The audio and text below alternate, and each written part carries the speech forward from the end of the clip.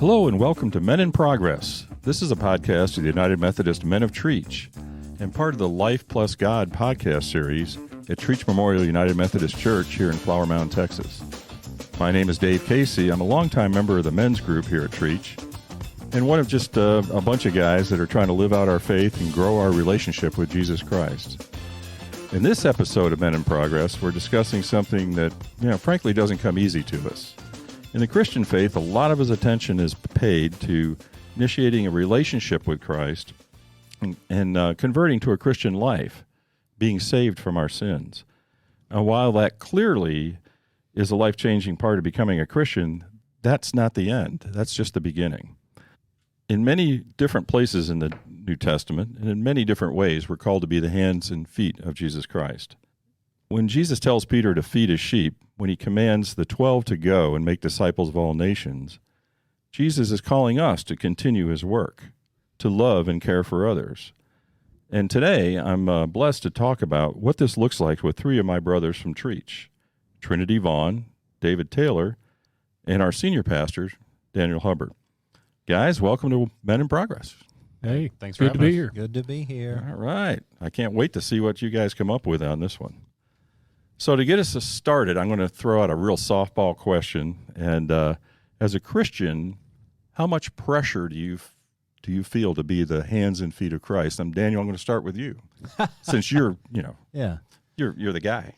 Well, I don't know that I'd call it pressure, but I do feel compelled to do things for Jesus, right? I feel compelled that I ought to treat people well, that I ought to be kind and gracious, that I ought to do things that are serving to other people.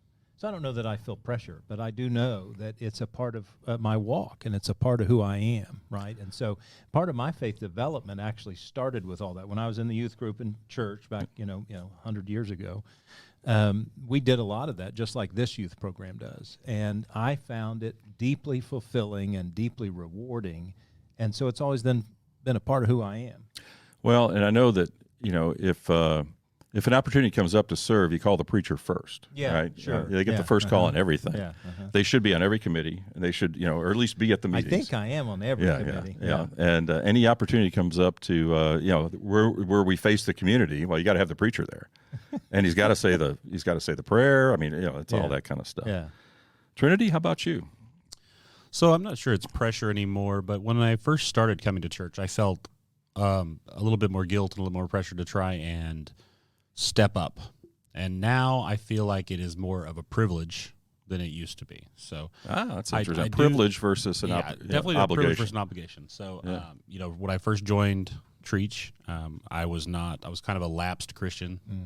Went through high school and college just kind of being very out of the picture, didn't really have much of a belief system in place. Went and made a baby, found out God existed in a way that I didn't know before. Isn't that cool? It was amazing. And so coming into this church, we really, we tiptoed in, and thank gosh we had so many different opportunities to be able to serve. So I do think for mine, it was just it just naturally occurred. Mm-hmm. It's not so much, like I say, it's not any pressure anymore. But the first time we walked in here, I was like, this is a lot. I don't know what I'm going to do. How am I going to fit in? How am I going to do the things I'm supposed to do? So, there's only 272 missions here, so exactly.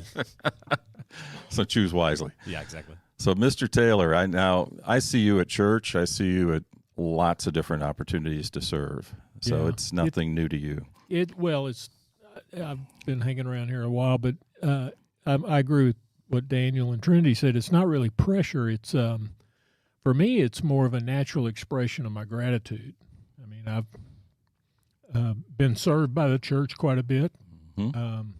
And so it's a privilege and an honor to serve others. It's part of my, for me, it's part of the sanctification process in my spiritual walk. Is I grow by being in service and being involved and doing things with other people. Man, did you pay for that word, sanctification? I mean, I've been doing some reading up for tonight. Tell us something about that, would you, brother? Well, in the Methodist Church, we have three ways that we see the Holy Spirit expressing itself, and the sanctification is part of it, and that's like the rest of the story. That's like living out your faith. And so, that's what Methodists are known for. They take action. We hope are. so. You know, We hope We so. are, and so yeah, like I said, for me, it's a natural thing to do. It's not pressure. So there's no pressure in but it, I yeah. do feel compelled. It's kind of Yeah. like breathing. I don't feel pressure to breathe, but Yeah. it's a natural thing for me to want to yeah. do. Well, that's great to get to that state, you know, because we're kind of part of that. We were described as the Me Too generation. Remember back in those days? Yeah, buddy. You know, we're the Me Too generation. It's all about us. I was all about that. Yeah. You know, That's I got a always different like to say- connotation I was these gonna days, say. brother. Yeah, one of my favorite things to say is that I'm not much, but I'm all I think about. Yeah. So, I love that about you. I tell you. Oh, gosh. So I'm going to throw out this next one. So when you think about your life with your family at work and the church, are there moments when you felt that you actively did God's work? Trinity, I'll start with you. So I'm a pretty active member in my kids' school, and I've noticed as I've done that more and more that my kids are paying attention. So I feel like now every time I am doing God's work in the church or when I'm out and about, my kids are seeing it, and I'm planting seeds for the next generation. Yeah. So my God work seems more for me to be fatherhood right now and being a good example for them and trying to show them what Sure. a good man is going to be like, and what especially for my daughter, she's 12, and Oh, that's an important age. I'm not entirely Gosh. sure if I want her to marry somebody like me, but if she does, I feel like she's going to be better off than Well, some at least, other people. At least you know the game plan. Yes. So that's just the thing. yeah. You don't want her to marry somebody like you. So, yeah, like, somebody better. Well, Yeah. there you go. Yeah. Yeah. Well, that's not too hard to Yeah. achieve, I think. So I'm not too. Goals are important. Yeah. Oh my gosh. So Daniel, you mentioned that this has been kind of second nature for you, but you know, when do you feel like you're actively doing God's work? I mean, you do God's work for a living, so Yeah, I that's mean, kind of hard. Yeah, I mean, so it's a little different for me in that, you know, often the kids would say, for instance, when I came home from work, you know, what did you do? And, you know, some of which you could talk about, some of which you couldn't in terms of whether it was counseling or Sure. dealing with somebody's death or whatever. But, you know, early in ministry, I have to just own this. I felt more in touch with that in terms of everyday life, because in a smaller church, that the minister really is doing literally everything. Yeah. And You do all the visits. You do, you know, everything. correct, Yeah, right. Yeah. In a larger church like this, obviously we have greater staff and greater opportunities for others to do some of that. So for me, it really is not only about the day-to-day job itself in terms of what I'm doing with guiding the church and helping the church itself claim its ministry, but it's also about those day-to-day kinds of things like a walk-in counseling opportunity or walking into a hospital room, those kinds of things Sure. that you just naturally feel that God is with you and God is guiding you, because certainly, again, in the early days, I didn't know what I was doing, right? Yeah, You yeah. walked into a hospital room and you were like, why am I here and what am I supposed to do? I often wonder, do they have like a hospital visit 101 in seminary? Well, to a degree. You Yeah. take some what are called pastoral care, you know, Yeah. classes and things like that. But when you get into the moment, that's when it's different, right? Yeah, When you make yeah. your first suicide call, or when Yeah. you make a death that was unexpected, or those kinds of things. Well, the other thing, and I joked about this earlier, but it is very important that in your position, you represent us. You represent our congregation to the community in many ways.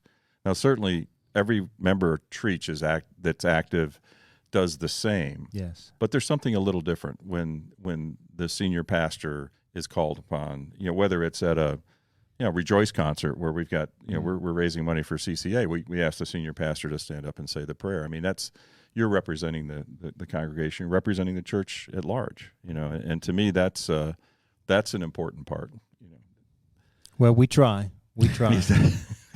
Don't succeed very often, but we try. You're doing well. Oh man. So, David, I'll ask you this one. If you look back, can you outline a couple of missed opportunities when you really could have been the hands and feet of Christ, but Just a couple. somehow it got away from you? There's many. There's lots. Sure. I guess I'm struggling. I don't know that I want to get specific, but yeah, there's always missed opportunities when I'm just having a bad day. I mean, we're all human. Yeah, you're focused And on something nobody else. leaves the house every morning, you know, whistling just as I am, and you know, goes out and serves the community. And so some days I'm better at it than others. And Sure. when I'm having a bad day, missed opportunities abound. Because I'm not in tune. For me, one thing I learned in the life group experience was that if I'm looking for encounters with God, I will see and experience encounters with God. Mm-hmm. If I'm not looking for them, I don't see them. They'll pass you by. I'm sure they happen. Yeah. We all believe the Holy Spirit's with us all the time.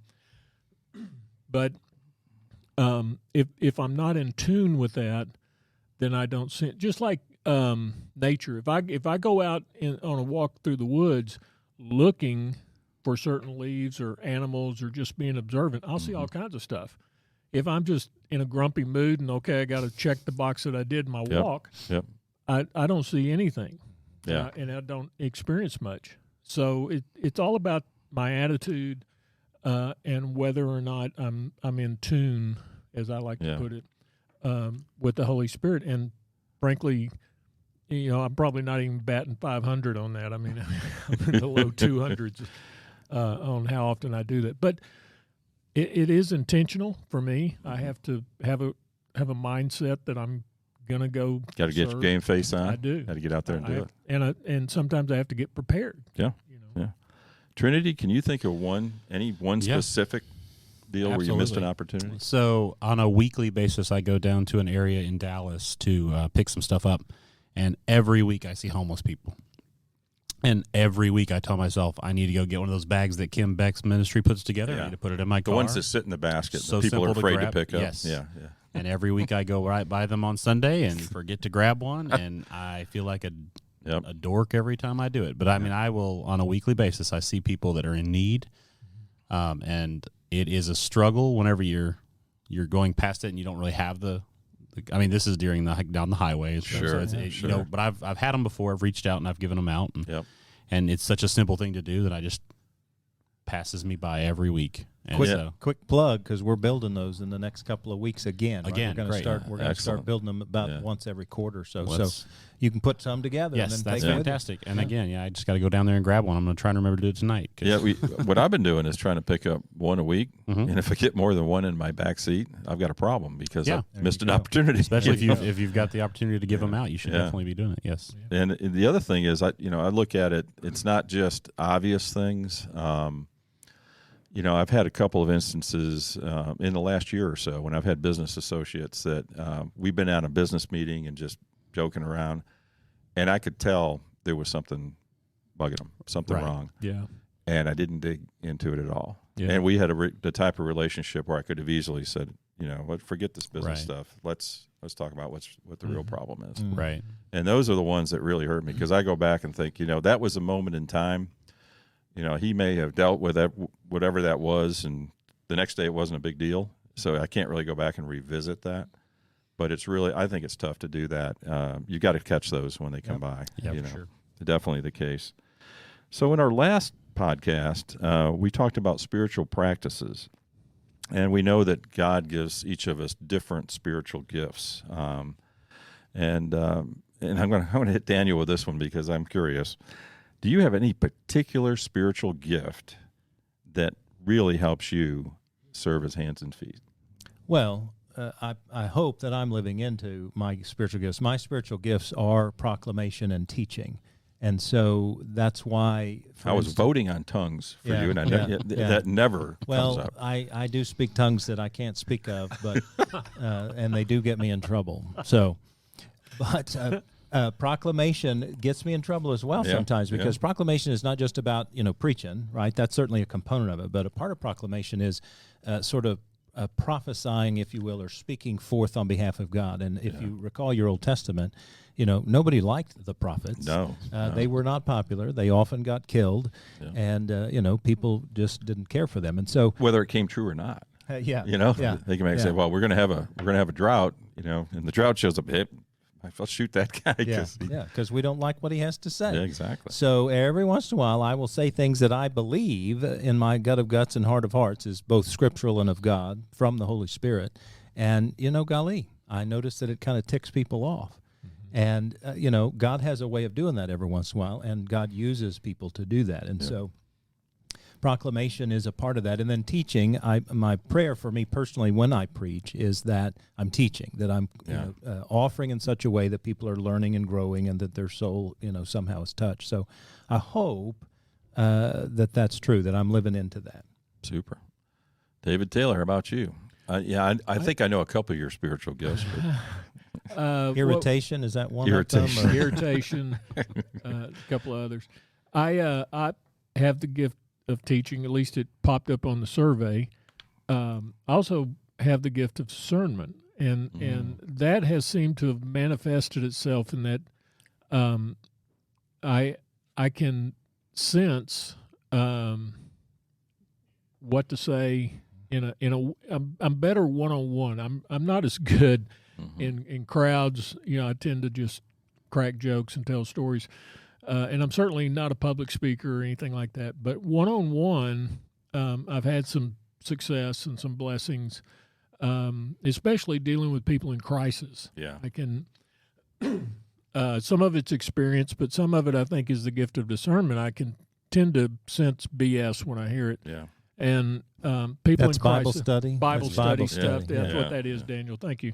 Well, you and I were business owners, right? Yeah. And to do that and to succeed at it, I think you have to have that level of You got to have discernment. you got to have Yes, a you sense do. of people and Yeah. whether or not you can trust them. Yeah. And are they And- going to fit? And in crisis, Yeah. people in crisis will tend to tell you what they think you want to hear first, Yep. and you have to ask questions to get them to tell you what's really going on, or to get them to see it for themselves. A lot of times, people in crisis are blind to what They got a defense got 'em there mechanism, right. in place. But most of the time at the beginning, they simply want somebody that will sit and listen. And I did Stephen ministry training here, and I've done some spiritual direction training, and both of those emphasize just the art of providing a safe space and just being quiet, not interjecting your thoughts or ideas, and allowing somebody to just express themselves. Sure. And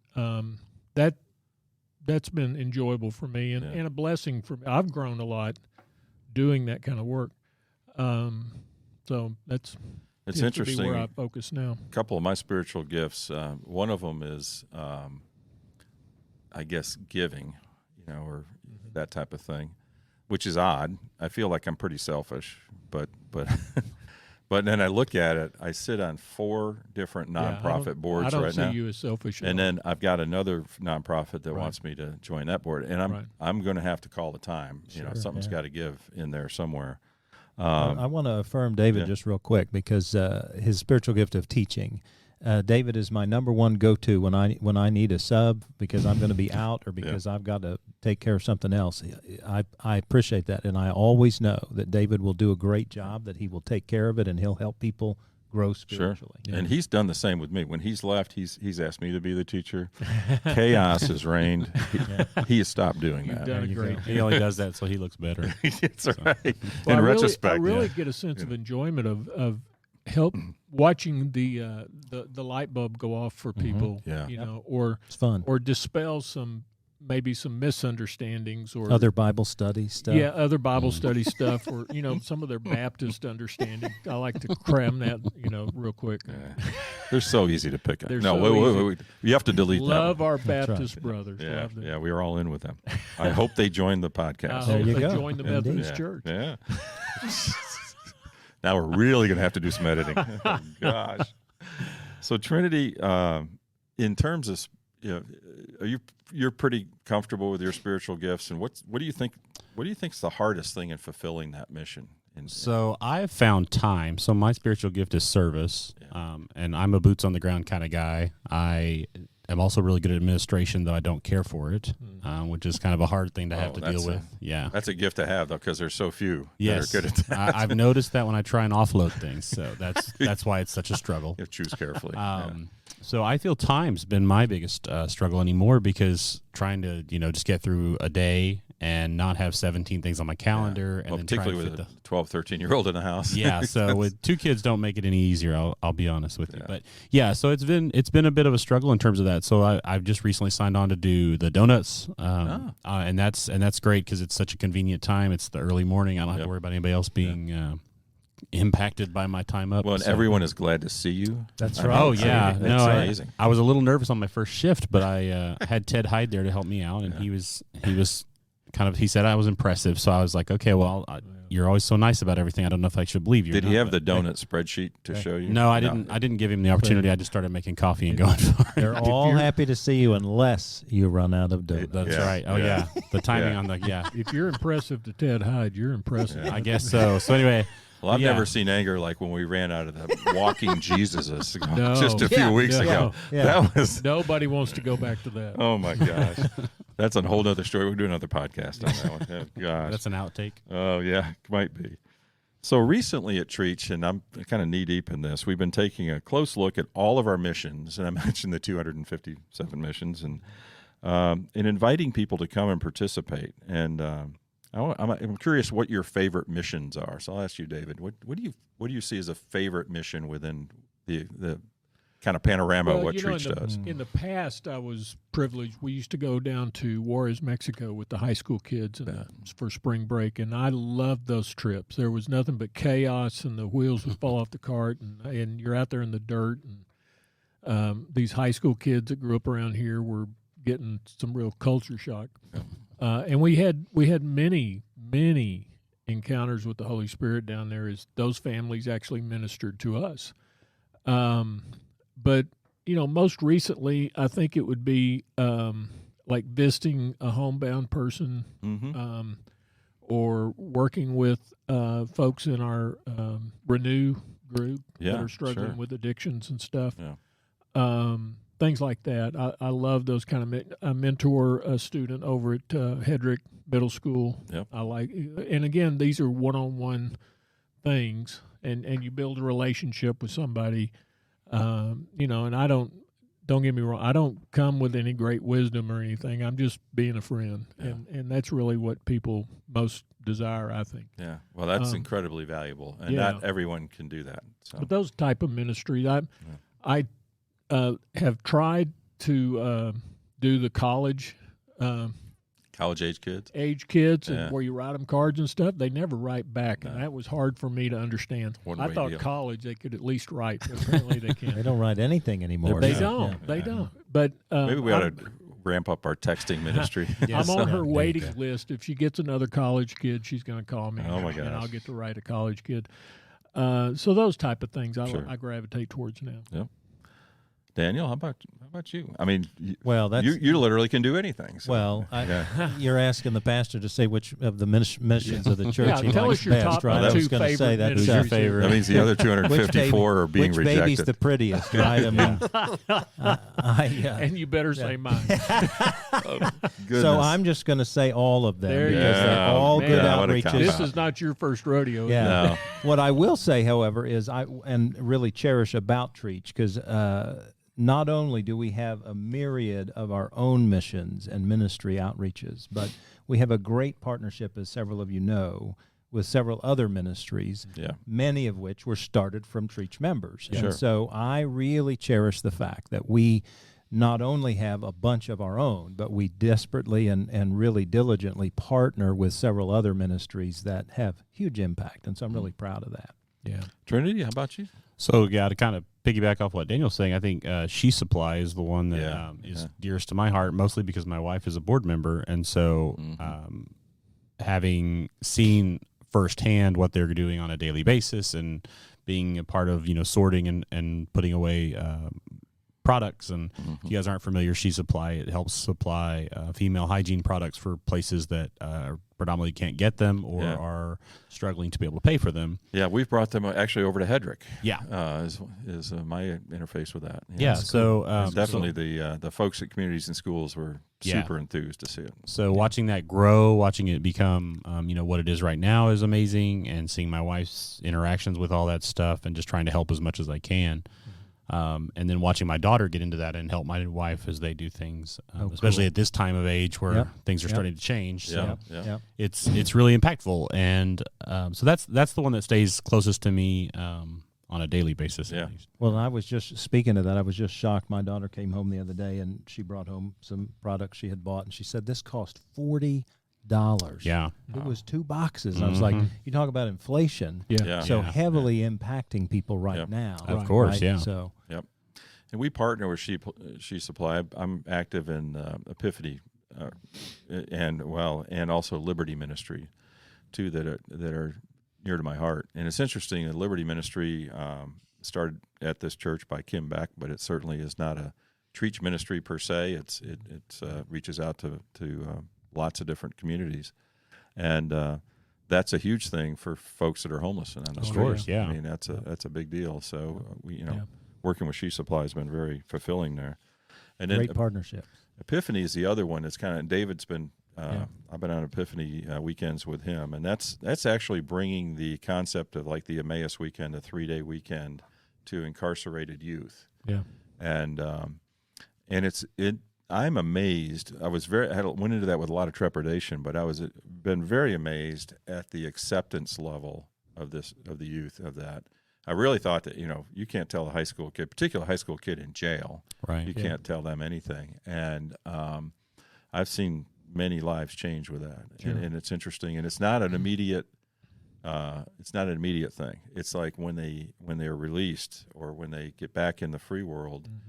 Some of the things we talked about, they'll actually contact us back and say, "I see what you meant by that." Yeah, I mean, so much of that, Dave, of course, speaks into, and just the innate need we all have to know that we're loved, right? And so Epiphany is sharing with those young men and women, men in this particular case where you go, that they're loved, right, and that they're cared for, and who doesn't want that? Yeah, right. And our motto is listen, love, love. So it's really that.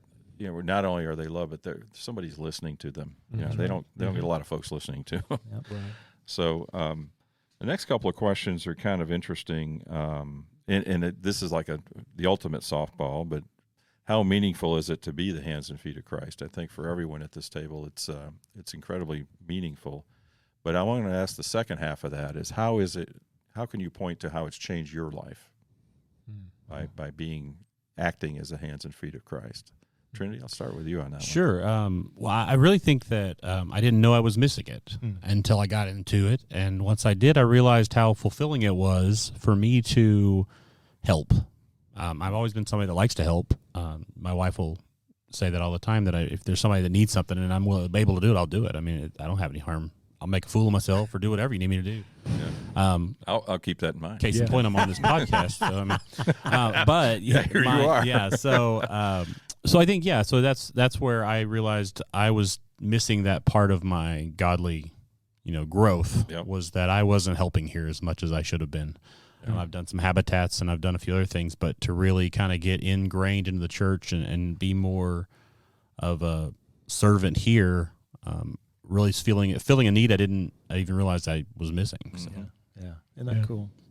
David, I'll ask you the same. Well, I was lucky enough to find Trietsch and start coming to Trietsch a long time ago when we met at Timber Creek Elementary. Sure. And I got to witness the whole church. Now, we weren't as big as we are now, but it was the whole church would show up at Timber Creek Elementary in the cafeteria, and the first order of business was tear down the cafeteria and set up the church. Sure. And we did that Sunday after Sunday. And then when we did build our first building here, which is now the ministry center, that was the only main room we had. And so it served as sanctuary, dining hall, theater. Yeah, there were no pews. No.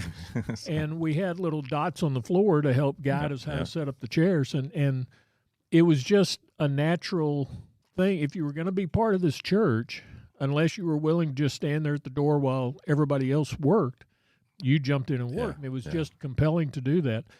It just changed my whole attitude. I mean, at first it was, frankly, it felt like an obligation, like, okay, I've got to earn my spot in here. But it's not that at all. It was just a natural thing for this church to do. And I got to be a part of that, and I got to witness that, and it just became ingrained in me as that's part of my walk with Christ now, is to just pitch in and do. Now, I've gotten wiser in my 60s, and I can say no every now and then, but rarely. I mean, you got to share the blessing, right? You got to let other people experience the Holy Spirit. That's right. Yeah. Well, I tell you, it's interesting for me because I was raised. My dad was a wonderful man and did so much for us as a family. But I was raised with kind of the attitude, if it's not your business, you don't need to be getting into it. Right. And it was, and kind of the way he ran his life. I mean, he helped found a volunteer fire department and a volunteer ambulance service in our community. He did a ton of great things, but when it came to personal relationships, he was very much, hey, if somebody's got a problem, they're going to have to work that out. You don't need to get in the middle of it because you can only screw it up. And I kind of carried that with me for a long, long time. And still do to a certain extent, I think, because it's a situation where I'm worried about doing harm. If I'm going to get in and give her my opinion, and you need to tell her just leave. That's not. I don't want to be in that position. So my dad was kind of the same way. Although I do remember my dad gravitated towards the underdog or the widow or the person that had a handicap or something. Yep. He saw them as somebody he could help, and it was little things. He would go over and carry their trash out to the street, or he would fix a light, or, those kind of handyman kind of fixes. He wasn't big on church or the gospel or any of that. But I did see that sense of, I did see that early on in my life. Yeah, that's positive. But that getting into the emotional side and that type of thing is I think it's hard for men in general. But you got to be careful. It's definitely hard for me, and do that. It's hard to help somebody unless they're asking for it. Yeah. If they ask you directly, that's a little different. Right. They're not asking for help. They probably don't want it. No, or they don't want it from us. That's for sure. So, Daniel, I'll send you this one. So what would you say to people that are someone that's not really engaged in our mission work and maybe even feels like they're not worthy of serving people in the name of Christ? Wow. Well, so a couple of things. I mean, one is, hop in, right? Because part of what y'all have already described is this amazing benefit, fulfillment, sense of connection with Christ, connection with others. And so, golly, why wouldn't we want to participate? So I'd love to invite people into that. And secondly, I would just say, golly, none of us are worthy, right? None of us are worthy of God's love. None of us are worthy of God's forgiveness. And when it comes to serving people, nobody has to be worthy, right? I mean, there's just this whole sense of the point is to sort of get outside of yourself. The point is to sort of recognize that life itself is not all about you. And so I just invite folks to give it a try, right? Of course, again, I'm going to step backwards just a second, but I also want to challenge people to discover their giftedness and their passion and marry those puppies together. But sometimes, and then start working in a mission or missional opportunity that obviously matches with those. But sometimes it takes a little bit of experimenting and trying stuff out. And so I was going to say, I think that's a message that we need to convey and certainly I've learned from this, is that you try something and it doesn't click. Mm-hmm. That doesn't mean go back to zero. That's right. That means try something different. That's right. Absolutely. I would echo what Daniel said, because once you do marry your gifts with your passion, it's no longer a chore. That's right. It's really a thrill. Right. I tell this story often, but I went on the walk to Emmaus fairly early in the Dallas community, and came off that event, and Bill Jacobs was here, and I called Bill up like that Tuesday morning, and I said, I am ready to go to work. Yeah. I want to serve. You can take a the vacation. church. I'll take over this exactly. church. That's right. And he said, okay, David, that's great. Where would you like to serve? And I'll never forget, I said, wherever there's the greatest need. And so I spent the next 6 weeks in the nursery with the babies. And I was like, man, this is terrible. I hate it. Yeah. And so then Jan Deering was nice enough to say, why don't you come take this spiritual gift class and see what you're gifted for. Because obviously it's not nursery. Changing diapers did not come up on the list. So I got out of that, and I got into working with the youth, and it was just a joy. It was just a pure joy. So one last question I'll ask Trinity this, is that what would be your advice on someone that doesn't really know where to start if you're coming in cold? Yeah. So what I found is joining a group really helps. So I've been getting more and more involved, at least in the Men of Trietsch. Found that has given me visibility to things I didn't know existed before. Sure. I mean, Daniel sends an email out once a week or so, and it comes out with a lot of information. And so to pinpoint some of the things that are out there, I find that that's easiest to do when you're with like-minded individuals. And so I've been coming to the Breakfast for Men of Trietsch, and then you hear about different opportunities that are out there for service in one way or the other.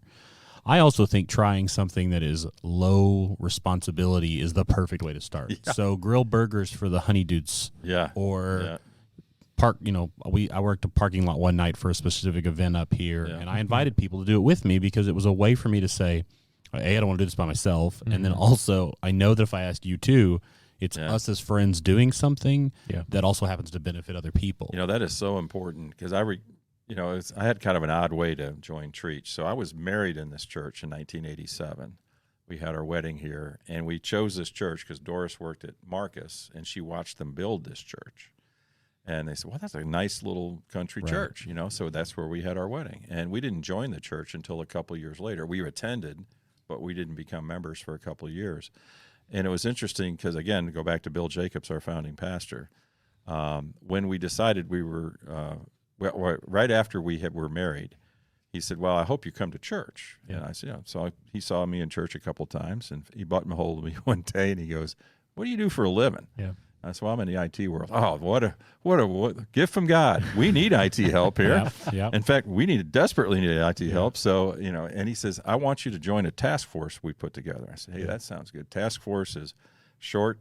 It's a defined starts and ends and all this kind of stuff. I can do that. And I joined the task force, and the guy that's the head of it goes, man, I work for TI. I just got transferred to Jakarta. You're in charge. So that was my introduction. But it is interesting, and it just kind of snowballed from there. But it is inviting someone, I think, is very important. And if they don't like the thing that you invited them to and they do it, they'll know. Yeah. But that then gives you the opportunity to do something else. I think we need to preface that and just say, I'm going to invite you to do this. If this is not your thing, for sure, that's cool. But there's probably something here, again, with 252 ministries. Well, that's the thing about serving around the church is it's not so much the task. Like UMM breakfast used to involve once a month we'd go change all the filters and what was in the whole building. And there's nothing spiritual or educational or fulfilling about changing air filters. There is. The relationships I built with people like Steve Griffin and Linwood Arthur and some of the pillars of this church, plus I saw them changing air filters in the church. Yeah, we used to mow our own lawn here. Absolutely. That was part of that deal. It just built relationships, and I got to know those guys. And I did the same thing. Trinity, I started going to UMM breakfast as a way to get plugged in. Yeah. And you just got to show up and sign up. That's right. It's just real simple. Yeah. So Daniel, and since you're the senior pastor, I've got to give you the last word. Man, so it's hard to be on this thing with the senior pastor. Yeah, it he is. Gets all the attention. I've noticed. Throw some softballs, would you? Well, the vocabulary is much easier for our producers to clean up things for this week. I mean, some of the previous weeks. I told you it's been a little rough. It's been a little. Got about 6 minutes of Daniel we have to cut out. Yeah. So I just want you to give any closing thoughts on becoming hands and feet of Christ. I mean, what? Well, again, I just want to point to spiritual gifts and passions. I can't say that enough. I just think that's so helpful. David said it well, and we just need to remind ourselves that when we marry those two together, it enlivens who we are, it empowers what we do, and it gives joy. And man, who doesn't want all that stuff? Yeah. Right? That's appealing. Yeah. That's appealing. What's the website to test your spiritual gifts? Right. It's literally just tmumc.org/gifted. Oh, okay. Gifted. There you go. Yeah. Gifted. Immediately you're gifted. They are really trying to make it easy. That's for right. everybody to It's take not that remedial. It's gifted. Well, just for those people that may not go to this church that might be listening. Yeah. That's right. And I think anyone can take the survey. Yeah, exactly. Yes, they can, and get the feedback. It comes instantly to them. Yeah. Wow. That's super. And I think that's something worth doing every once in a while, too. It is. Because you may, as your stages of life change, your passions may change. Your gifts may not, but certainly the passions may. Absolutely. Yeah. Well, all right, guys. Thank you so much. So there you have it. This is episode 10, believe it or not, of Men in Progress. We're officially in double digits. And, who'd have thunk it? They didn't say it would last past 3. Yeah. Well, the FCC has contacted our producers a couple of them. So we hope you were blessed in some way by our discussion. Will join us for our next one. I really want to thank my brothers from Trietsch, Daniel Humbert, Trinity Vaughn, and David Taylor for joining me, and the church production team that works in the background to clean this up and make it palatable. And as it says in Proverbs, as iron sharpens iron, so does one man sharpen another. And that's really the whole purpose behind this podcast, And we thank you for joining us for another episode of Men in Progress. I'm Dave Casey, and we'll see you next time. This episode of the Men in Progress podcast is sponsored by Trietsch Memorial United Methodist Church, where our mission is to lead people into a growing relationship with Jesus Christ. If you're in or near Flower Mound, Texas on any Sunday morning, we would love to welcome you to any of the Trietsch services. Or you can follow our services anytime on our Facebook page or at tmumc.org.